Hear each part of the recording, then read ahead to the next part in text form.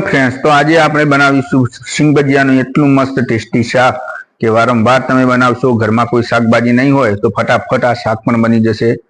तो तेना माटे आपणे एक पेन लई पेननी अंदर तेल गरम करीने ने तेमां राईनो वघार करी लईशुं।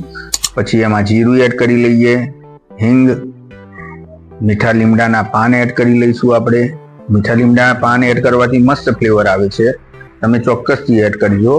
અને આદુ લસણ અને મરચાની આપણે 2 થી 3 ચમચી પેસ્ટ એડ કરી લઈએ। સારી રીતે આને આપણે સાંતળી લઈશું અને એકાદ મિનિટ પછી સતળી જાય એટલે પછી આપણે એમાં કટિંગ કરી 2 નાની ડુંગળી એડ કરી લઈશું અને તેને પણ આપણે સાંતળીશું।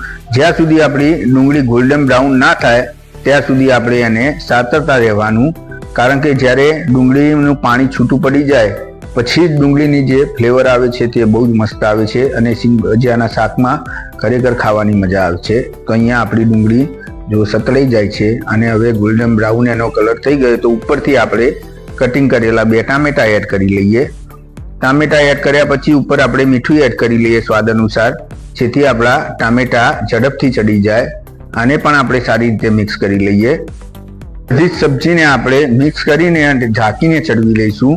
3 થી 4 મિનિટ તમે ઢાંકીને ચડવશો એટલે આપણું તેલ મસ્ત છૂટીને ઉપર આવી જશે અને આપણે ટામેટા પણ બહુ મસ્ત રીતે ચડી જશે। જો અહીંયા ટામેટા ડુંગળી બધું જ મસ્ત ચડી ગયું છે।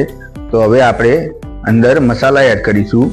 તો હળદર પાવડર 1 ચમચી, ધાણા જીરું પાવડર આપણે 1.5 ચમચી કરીશું, લાલ મરચું પાવડર આપણે સ્વાદ અનુસાર એડ કરીશું। આ બધાને સારી રીતે આપણે મિક્સ કરી લઈએ। આપણા મસાલા ચડે ત્યાં સુધી આપણે એને થોડી વાર ચડવી લઈએ। 1 મિનિટ ચડવવાથી આપણા મસાલા પણ ચડીને મસ્ત તૈયાર થઈ જશે અને મિક્સ પણ થઈ જશે। હવે આપણે આમાં છાશ એડ કરવાની છે। છાશ તમારે થોડી ખાટી છાશ લેવાની છે। ખાટી છાશ લેશો તો સિંગ ભજીયાના સબ્જીનો ટેસ્ટ એકદમ મસ્ત આવશે। સારી રીતે મિક્સ કરી અને આને આપણે ઢાંકીને 4 થી 5 મિનિટ ચડવી લઈશું। તમે આને ઢાંકીને ચડવજો જેથી આપણું પાણી બળી ના જાય। તો અહીંયા જો મેં ઢાંકણ લગાવી લીધું છે અને હવે આપણે જોઈએ 4 થી 5 મિનિટ પછી આપણી સબ્જી કેવી મસ્ત તૈયાર થઈ ગઈ છે। તો અહીંયા જો એકદમ મસ્ત આપણું તેલ છૂટીને ચટાકેદાર આપણી સબ્જી તૈયાર થઈ ગઈ છે અને એકદમ ઉપર આવી ગઈ છે, એટલે આપણી બધી સબ્જી સારી રીતે ચડી ગઈ છે। તો હવે મેં અહીંયા સિંગ ભજીયાના 2 પેકેટ લીધા છે, તો આપણે સિંગ ભજીયાને આ રીતે ઉપરથી એડ કરી લઈએ। બંને પેકેટ મેં એડ કરી લીધા છે અને સારી રીતે આને આપણે મિક્સ કરી લઈએ। સારી રીતે મિક્સ કર્યા પછી આને આપણે ઢાંકી લઈશું અને 2 મિનિટ આને પણ ચડવી લઈએ એટલે આપણા સિંગ ભજીયા થોડા સોફ્ટ થઈ જાય અને ખાવાની આપણને મજા પડે।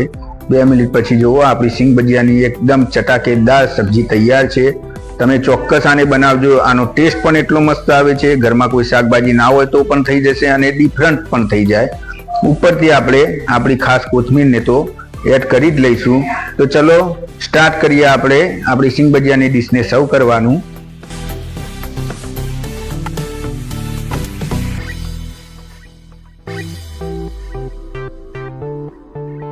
કેવી લાગી આ સિંગ ભજીયાની રેસીપી? જો તમને વિડીયો ગમ્યો હોય તો ચેનલને લાઈક, શેર, સબસ્ક્રાઇબ કરી સપોર્ટ કરવાનું ભૂલતા નહીં। તો મળીએ નવા વિડીયોમાં। બાય બાય, જય અંબે, જય શ્રી કૃષ્ણ।